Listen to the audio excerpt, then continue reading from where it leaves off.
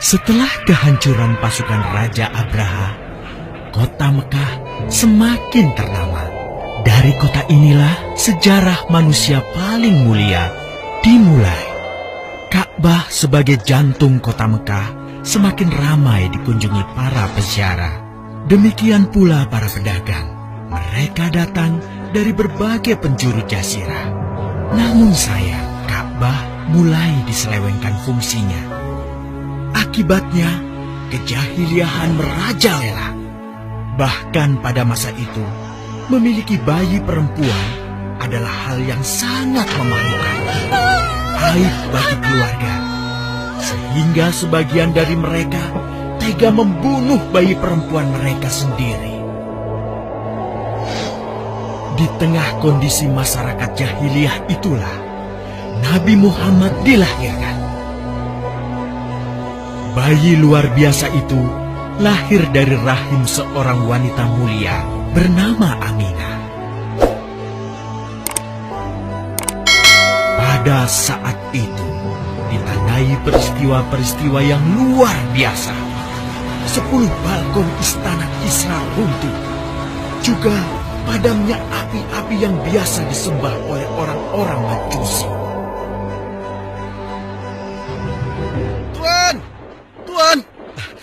Tuan Abdul Muthalib, ada kabar gembira.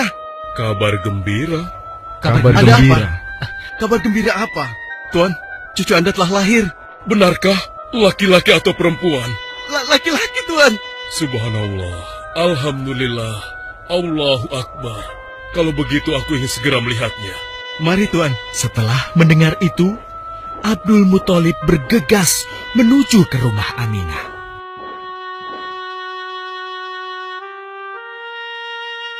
Ah, cucuku, kasihan engkau terlahir yatim. Dengan penuh kasih sayang, Abdul Muthalib membawa cucunya ke Ka'bah. Ya Allah, jadikanlah cucuku ini menjadi seorang yang mulia dan terhormat, sebagaimana Nabimu Ibrahim alaihissalam.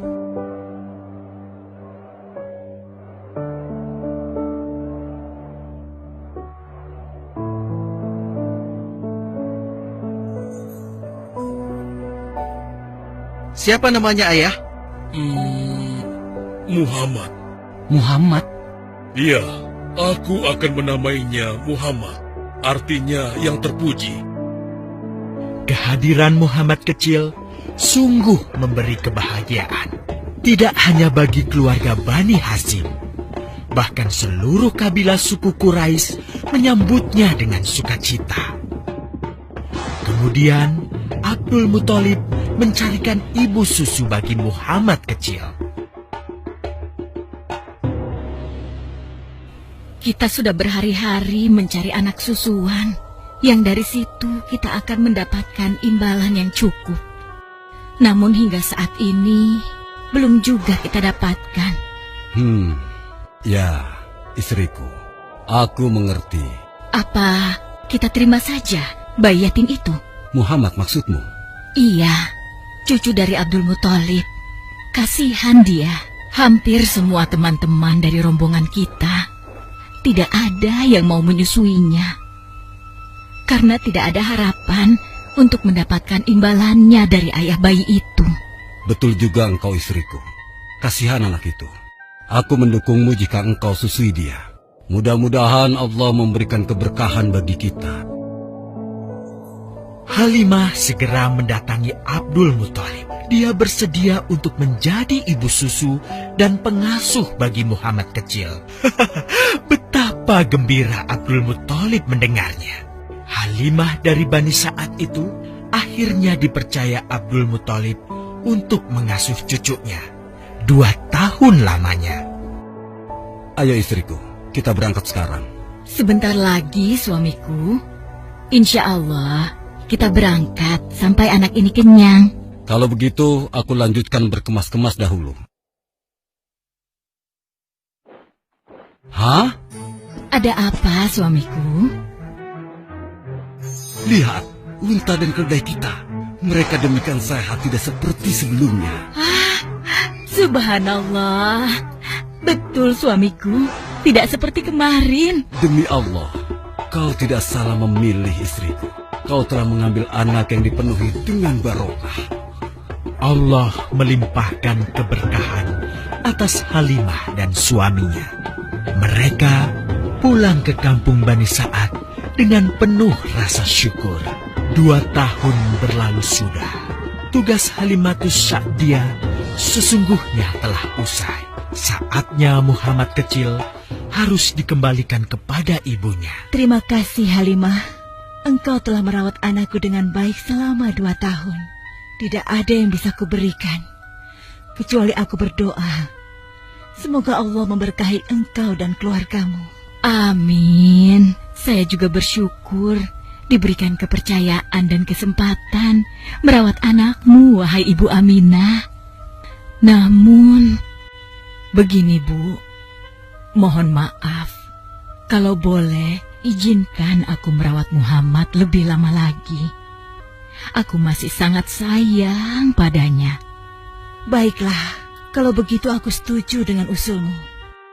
Bawa dan rawatlah Muhammad sebagaimana dia anakmu sendiri. Terima kasih, Ibu. Terima kasih. Begitulah, Muhammad kecil kembali ke tengah-tengah Bani Sa'ad.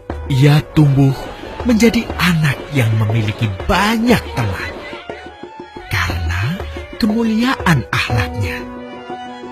Tatkala berusia sekitar 4 tahun, terjadilah suatu peristiwa. Muhammad, Bu! Muhammad! Muhammad? Kenapa Muhammad? Muhammad dibawa orang. Hah? Dibawa orang?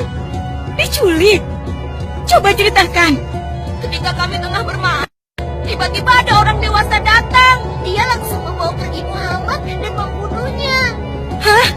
Membunuhnya? Ya Allah, di mana? Di mana? Antarkan ibu ke sana. Dengan perasaan cemas, Halimah bergegas menuju tempat itu. Dan dilihatnya, Muhammad kecil tengah terduduk. Muhammad, apa yang terjadi denganmu? Dengan sangat tenang dan jelas, Muhammad kecil menceritakan apa yang telah terjadi. Bahwa seseorang telah membelah dadanya, mengambil hatinya, kemudian mencucinya dan mengembalikannya lagi ke tempatnya semula. Maka sesungguhnya yang datang itu adalah malaikat Jibril. Dia ditugaskan Allah untuk mencuci hati Rasulullah sehingga bersih dari segala kecenderungan setan. Subhanallah, sungguh anak ini bukanlah anak sembarangan. Sebaiknya aku kembalikan saja kepada ibunya. Peristiwa itu membuat Halimah sangat khawatir. Maka bergegaslah Halimah mengembalikan Muhammad kecil kepada ibunya. Menginjak usia yang ke-6 tahun, Muhammad kecil diajak ibunya untuk berziarah ke makam ayahnya, Abdullah di Yastrib.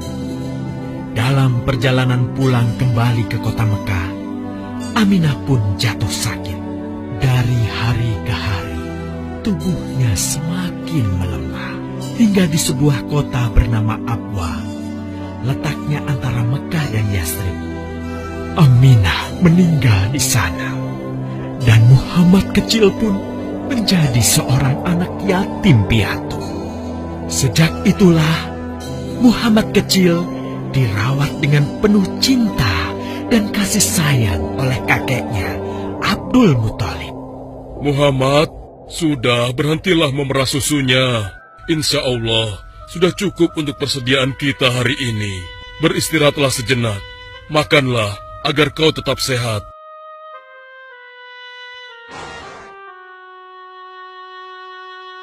Ya Allah, betapa mulia akhlak cucuku ini. Namun, kasih sayang Abdul Muthalib tidak berlangsung lama. Saat usia Muhammad 8 tahun, Abdul Muthalib, kakeknya yang sangat menyayanginya itu, meninggal dunia. Kemudian, pengasuhan atas Muhammad pun beralih ke pamannya, Abu Thalib. Muhammad kecil tahu betul betapa sayangnya pamannya kepadanya. Di mana Muhammad? Ia tengah mengembalakan kambing milik salah seorang penduduk Mekah, suamiku. Sejak kapan dia keluar rumah? Sekitar waktu subuh tadi. Subhanallah, betapa baiknya akhlak keponakanku ini. Ya Allah, maafkan ketidakmampuanku mencukupi kebutuhan keponakanku. Sayangi dan berkahilah dia. Jadikanlah dia orang yang mulia di antara manusia. Hingga saat usia Muhammad menginjak 12 tahun, pamannya Abu Thalib mengajaknya berdagang ke Syam. Sampailah mereka di satu daerah bernama Busra.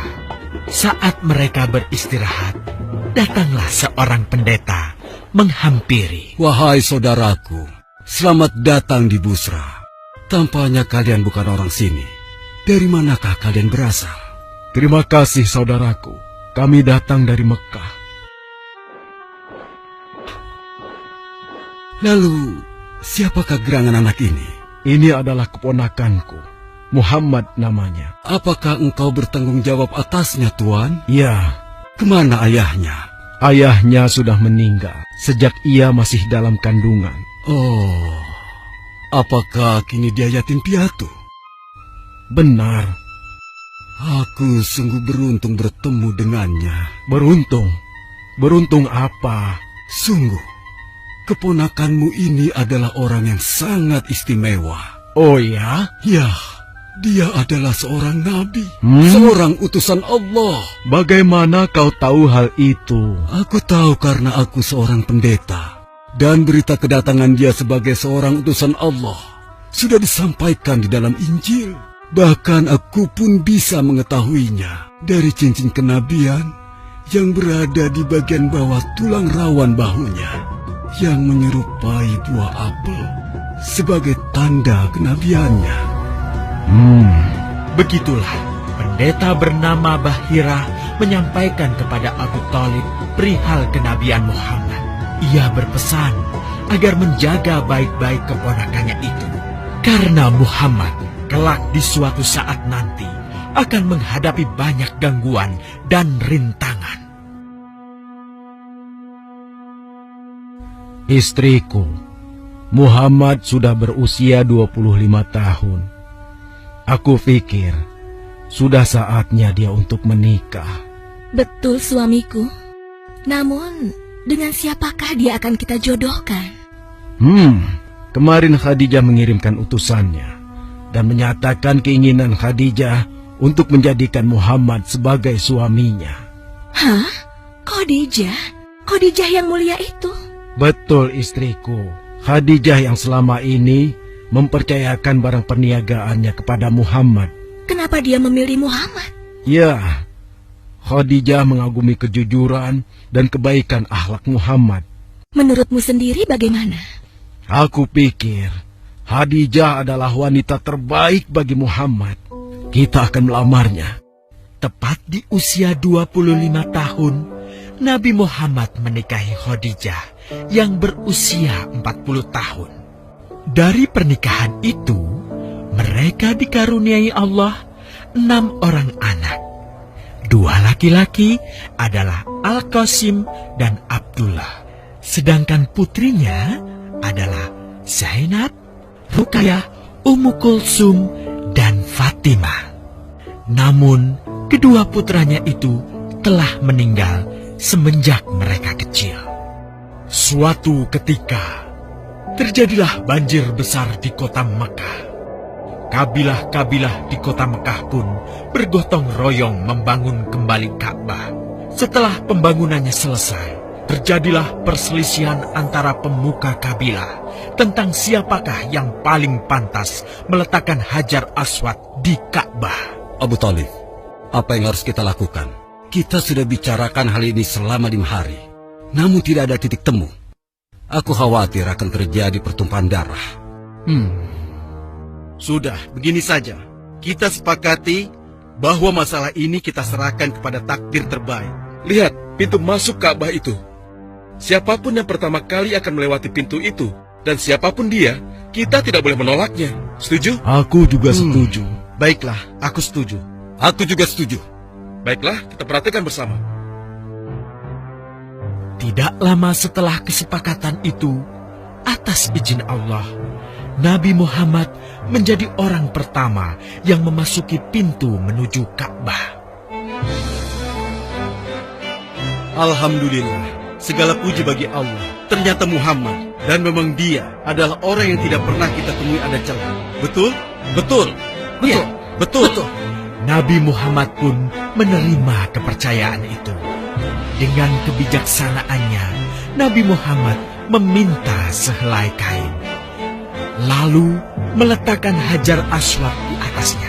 Nabi Muhammad mempersilahkan seluruh pemuka kabilah untuk memegang ujung-ujungnya dan mengangkatnya secara bersama-sama. Setelah sampai pada sudut Ka'bah, giliran Nabi Muhammad meletakkan Hajar Aswad di tempatnya semula. Terhindarlah perpecahan di kota Mekah. Meskipun demikian, kegelisahan masih terus menggelayuti hati Nabi Muhammad. Kejahiliahan ada di mana-mana. Kezaliman dan kemaksiatan terus berlangsung. Ia tak habis pikir. Nabi Muhammad mulai merenung dan menyendiri untuk menghindar dari perilaku jahiliyah. Nabi Muhammad memilih tempat di sebuah goa di atas bukit sekitar Mekah. Goa Hiro. Dari mulut goa itulah Nabi Muhammad bisa memandangi kota Mekah yang dicintainya dengan pandangan yang lebih luas. Hingga suatu ketika, sesuatu yang tidak pernah terbayangkan sebelumnya terjadi. Tiba-tiba, goa itu menjadi terang benderang. Kemanapun arah mata melihat, di sanalah cahaya itu ada. Itulah malaikat Jibril. Jibril berkata, "Bacalah." Dengan gemetar, Nabi Muhammad berkata, "Aku tidak bisa membaca." Malaikat Jibril lantas merangkul Nabi Muhammad SAW dengan kuat hingga nafas beliau sesak. Seraya berkata lagi, "Bacalah." Sampai akhirnya malaikat Jibril membantunya setelah merangkulnya dan menyuruhnya membaca hingga 3 kali. Kemudian malaikat Jibril membantunya membaca. "Bacalah dengan menyebut nama Tuhanmu yang menciptakan. Dia telah menciptakan manusia dari segumpal darah. Bacalah, dan Tuhanmulah yang paling pemurah, yang mengajarkan manusia dengan perantaraan Al-Qalam. Dia mengajarkan kepada manusia apa yang tidak diketahuinya."